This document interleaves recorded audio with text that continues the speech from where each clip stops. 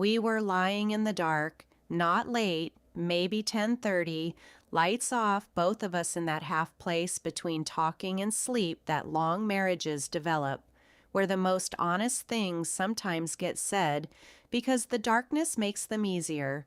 She'd been quiet for a while, not the quiet of someone drifting off, the quiet of someone building up to something. And then she asked it, "Do you think I'm the person you thought I was going to be?" I didn't answer right away, not because I didn't have an answer, but because I understood, in the space between her question and my response, that this was not a small question, that it was not a question asked casually or even asked about me. It was the most vulnerable thing my wife had said to me in 15 years together, and I understood in that same moment that she had been sitting with it for a long time before she finally said it in the dark. My name is Sam. I'm 44. My wife Nina and I have been together since we were 29, met at a point in both our lives when we thought we'd already figured out who we were, fell in love with those versions of each other, and then spent the next 15 years becoming different people together while still mostly paying attention. Nina was, when we met, someone in full motion. She was finishing a graduate degree, running 2 side projects simultaneously, the kind of person who walked into rooms and immediately understood the architecture of them, who was in charge, what was at stake, how to navigate it efficiently. She was brilliant in a way that wasn't aggressive about itself. She just knew things and used them quietly without needing to be thanked for it. Over the years, she made choices that shifted that trajectory. Some by design. She stepped back from a career path that had momentum because we moved cities for my job, and she rebuilt from scratch in a new place. Some by circumstance. Her mother's illness pulled her attention for 2 years that she'd planned to use differently. Some simply by time, the way 15 years of being someone's partner and someone's mother can quietly narrow the perimeter of what feels possible.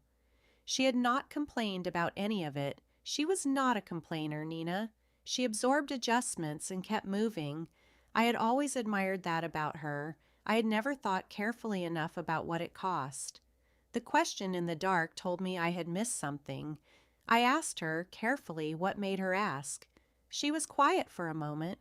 Then she said she'd been at a conference that week, work-related, the kind of thing she attended twice a year, and she'd sat in a room full of people in the field she'd originally trained for, doing work she'd once intended to do herself, and she'd spent 2 days watching them with a feeling she couldn't entirely name, not jealousy, not regret exactly, something in between, something that felt like standing outside a window looking into a room you used to be heading toward. She said she'd come home from that conference and stood in our kitchen and looked around at the shape of our life and thought, is this who I was becoming? Or is this who I became instead? She said she was not unhappy. She wanted me to hear that first. She was not telling me she'd made the wrong choices. She was telling me that she'd made choices, some hers, some shaped by circumstances that had pushed her certain directions, and that somewhere in the middle of 15 years, she'd stopped tracking whether the accumulation of them still pointed toward something she recognized as herself. She said she'd asked me the question, "Do you think I'm the person you thought I was going to be?" Because she trusted my answer more than her own right now. Because I'd known her at the beginning, and she wasn't sure she was seeing herself clearly anymore. I was quiet for long enough that she said my name once, softly, checking. I told her I was thinking, not hesitating, that there was a difference. Then I told her the truth. I told her that the person I'd met at 29 had been impressive in ways that were immediately visible.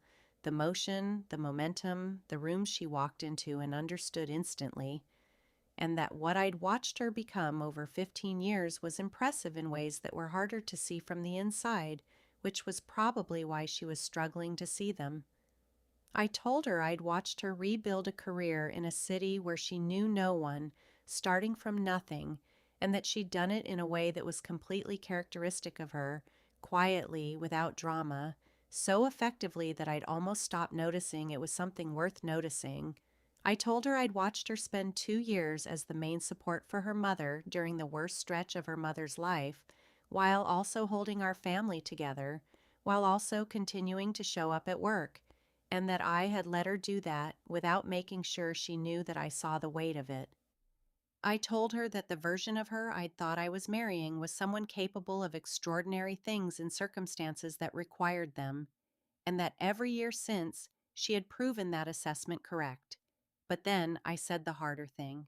I said I thought she'd been making adaptations for a long time that she'd never fully grieved, that the path she'd stepped off hadn't disappeared just because she'd stopped walking it, and that the feeling at the conference wasn't weakness, it was a signal, a real one, something worth paying attention to rather than absorbing and moving past the way she absorbed everything else. I said, I think you're more than the person I thought you were going to be. I think you're also still becoming something, and I think you've been doing it alone because I stopped asking the right questions. She didn't say anything for a while. Then she reached over and found my hand in the dark.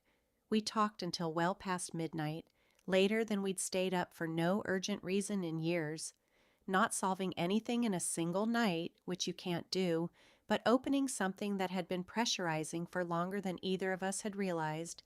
Nina told me things she hadn't said out loud before. Not grievances, she was specific about that. She didn't want me to hear them as a list of what I'd failed to notice because she hadn't been fully noticing herself. She told me about the particular shape of her ambition, which she said felt like something she'd put in a drawer a few years ago and told herself she'd get back to, and then kept not getting back to until she'd started to wonder if she'd lost the key. I told her I was sorry, not as a reflex, as something true.